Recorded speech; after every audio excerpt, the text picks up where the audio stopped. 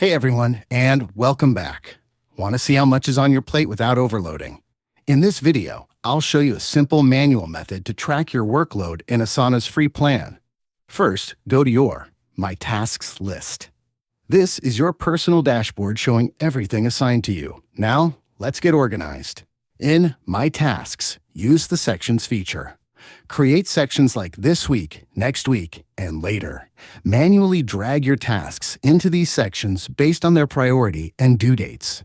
Next, look at the calendar view of My Tasks.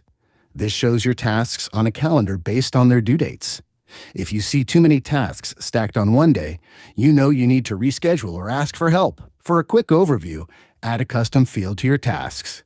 Create a drop-down field called Estimated Effort with options like Quick, Medium, and Large. Tag each task with an effort level. Now you can see not just how many tasks, but how big they are. This manual system takes a few minutes to set up, but it gives you a crystal clear picture of your capacity and helps you avoid burnout. And that's it.